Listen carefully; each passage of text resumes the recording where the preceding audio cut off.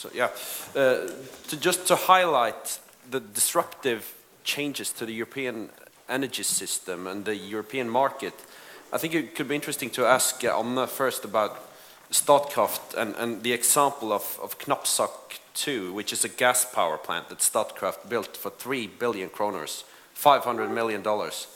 Just a couple of years ago, it was ready last summer, and it's produced a couple of days since that. It has how much production? Do you know anything about that? I don't know exactly how much production there is, but it's almost nothing. It's not running very much. Yeah, and the same as other gas-fired power stations in Germany. Yeah, and every week almost we've been hearing about new gas power plants shutting down because of subsidies to renewables and because of cheap coal from the US, which is available because the US found a lot of gas, which was disrupting the entire global energy system. So suddenly the investment that you made for 3 billion kronor is worthless right now. It could become worth something again, but that shows how fast things have gone and how hard it is to plan in this market. Yeah, that's true. And I think it's a combination of different things. Some of them are policy related and some of them are technology related and economy related as well. I mean, we have had the combination of the shale gas revolution in the US, which has led to very low gas prices and a lot of gas export to Europe, and lower coal prices because the demand for coal has decreased. And the coal prices in Europe are much lower than they were when we invested in our gas-fired power stations. In addition to that, you have had the economic crisis, which has led to less economic activity and made the cap for the ETS much looser and required lower amount of emission allowances, driving down the price for CO2, which together then leads to the effect that coal is more competitive right now than gas in power production. And that are developments in the market which one maybe could have foreseen. Nobody has foreseen them, but they are more economy and technology related. In addition to that, you have, of course, had a large influx of renewables in Germany, supported by the very generous feed-in systems in Germany, in addition to the cap-and-trade system. And with so much new renewable in the market, especially solar power, which takes away some of the peak hours where the flexible gas production could have produced, and leading to more start-ups and close-downs, thus increasing costs, makes gas not competitive for the time being. I don't think there are gas-fired power stations in Germany running at a profit in 2014 at all. And many of them have been closed down, which is a paradox seen on the climate background, because the coal-fired power plants are running and brand new, much more efficient gas-fired power stations are not being used. Yeah, so it's kind of complicated to try to control the market, because when you pull the rug somewhere, then it comes in, there's a disorder somewhere else. So this is the way it works. But what if the carbon price just rose a lot? What would happen then? Coal power plants would shut down and your gas power plant would be profitable again? Yes, in a way, yes, that would be right. But I think for the time being, CO2 prices would have to rise a lot, much more than the levels we are talking about as realistic levels to change that, because also coal prices have fallen so much. Thomas Bruckner, is it impossible to control these markets? Is it politicians are trying their best, but it didn't work? So I think I have to clearly distinguish between my role as an IPCC author and being a German one who making market analysis of power markets. So I will try to do so. From the IPCC perspective, I would say there is a clear consideration that we should get the prices right, as it has been indicated already. There is a distinct role for technology policies, but there is no real recommendation, as I have emphasized in the morning, for feed-in tariff or quota systems. They are simply seen. We saw that the feed-in tariff system was quite successful in bringing the prices down for renewable energies on a large scale perspective. There is now some increasing doubt whether going on that direction is least cost way to do so, but there's a big debate, so this has not resulted in a clear position of the science in that respective. But it is quite clear that we need both carbon prices and support for innovative technologies. This might be CCS with bioenergy as well, simply to get them down with the prices so that they can be applied later on within a carbon price system in a meaningful way. The problem with the German gas-fired power plants, now being the German one, is the following, that we have some ideas about climate protection. We have implemented a carbon trading scheme on the European level, and we supported renewable energies, so far so good, but the mistake is that we stopped the emission trading scheme in 2020. If we would have an emission trading scheme which goes really to what we see if we would like to go to 450 ppm, let's say minus 80% or something like this in 2050, 2070, then coming from the future there would be much higher carbon prices now. And then this emission trading scheme plus support for renewables would make sense. The problem now is that we have a myopic carbon trading scheme which gives not the signals if we think beyond. It gives the correct signals up to 2020. It's good to use the technology which we are using now in Germany, cheap coal for instance, but the feeling that something is wrong is only becoming because we are wishing to go to deep emission reductions later on. And this is a problem. And therefore, from that perspective, a clear signal showing a cap which is declining, I think, would be a meaningful tool on the European level. We have investigated the carbon prices as well, what you would need in order to see a shift.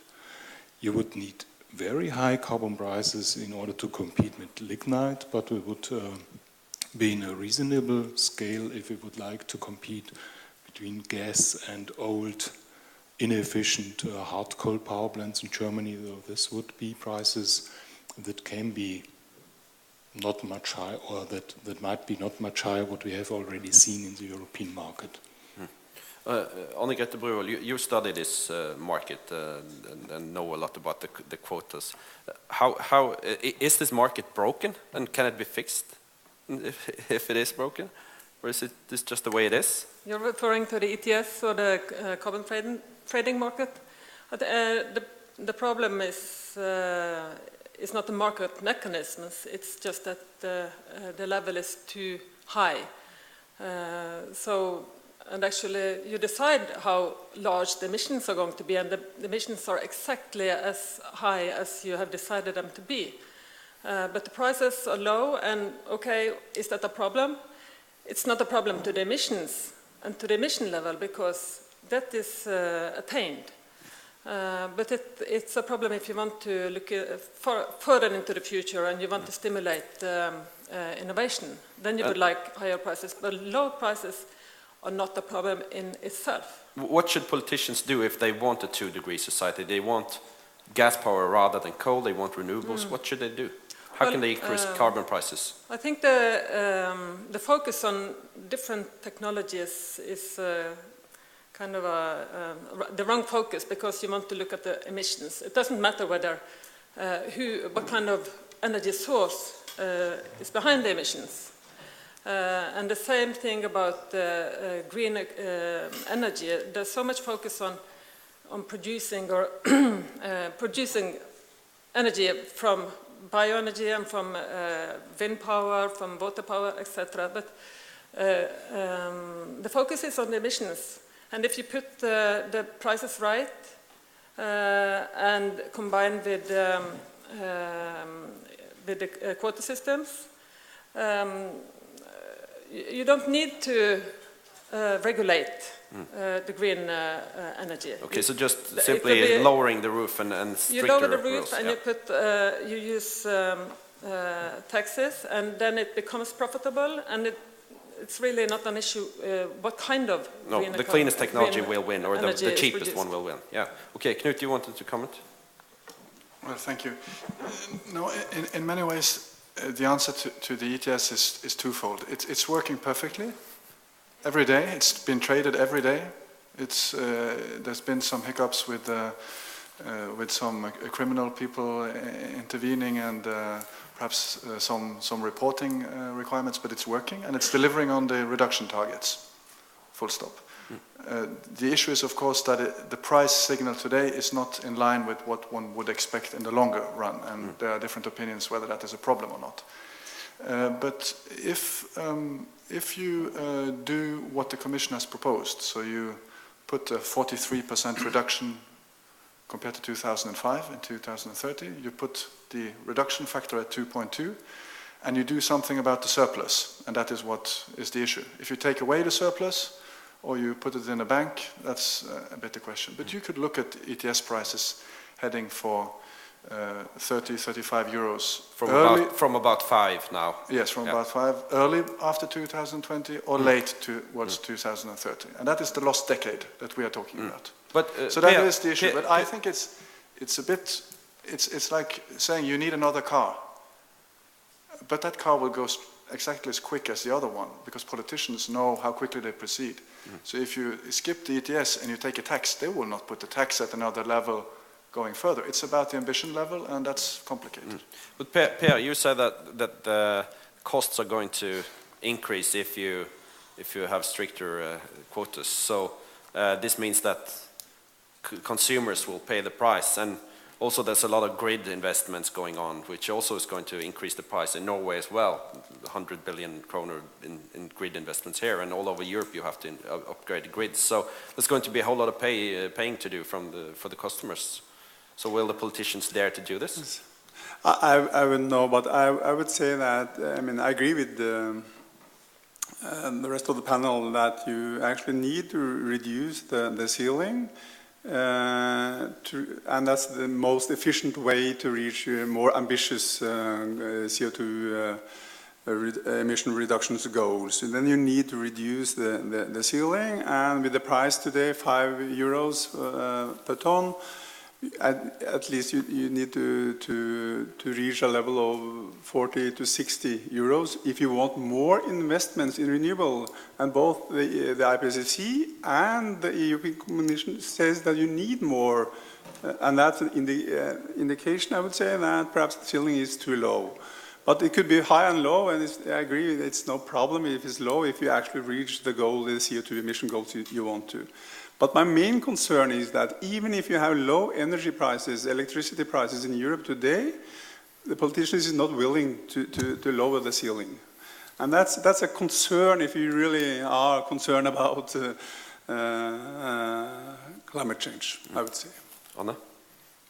Yeah, I agree. I think the challenge for the politicians is, I mean, on the one side, to make that transition. A transition will always be costly, more or less costly, but there will be some costs linked to a transition.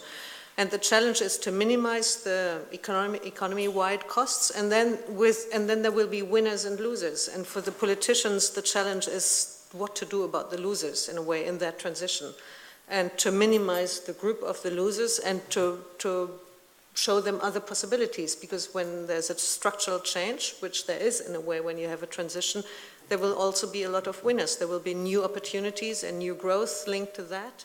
But the losers, as such, they are, in a way, the problem, and they need to be addressed, and we need to find a solution on how to do that.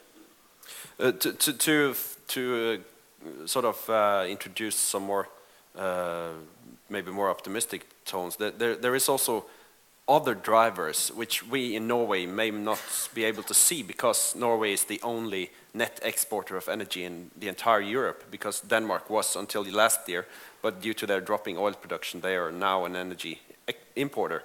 And 17 of the 28 EU countries import more than 50% of their energy needs, which means that it's an extremely expensive import bill. For European countries, this looks a little bit different than what it does from Norway. So there are other drivers as well. And Thomas, how important is to what extent is the transition in Europe also driven by countries' need of energy security and an urge to avoid these expensive fossil imports such as oil and gas and coal? Is that also an important factor? I think this has becoming an important factor, at least recently, during the Ukraine crisis. We in Germany have, in addition, our goal to phase out nuclear energy, and you have to replace that by other means, and therefore renewables are used as well as a second goal for replacing this nuclear energy, at least from the kilowatt-hour point of view. The kilowatt, the really secured load is a different issue. And therefore, you're right, there are different interests in promoting low-carbon technologies, and on a global scale, we have this number in the IPCC report. We had the last couple of years broadly the same investment on a global scale into renewable energies compared to replacement or to the increased demand for fossil fuel power plants, and you see that although we have quite low shares of renewable energies on a global scale in the supply, the investment in new technologies, the investment in the new power plants actually is already in a shape that we can be happy about that. And this indicates, we see in addition that some countries with good locations concerning the usage of renewable energies, they are using these renewable energies almost without additional support.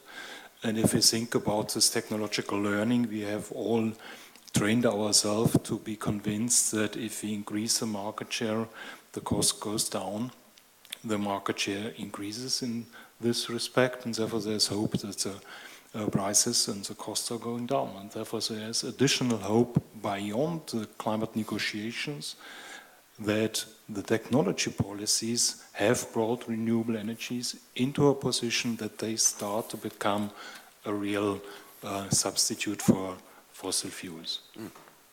Okay, we are running out of time, so I think we'll have to just stop there. And after a 30-minute break, I think, there will be, we'll listen to the musician Tommy Tokyo, and then the issue of investing for the future comes to a head, with the finance sector in Norway is going to meet politicians and environmentalists to talk about the profit potential of the 2-degree scenario. So, thanks a lot.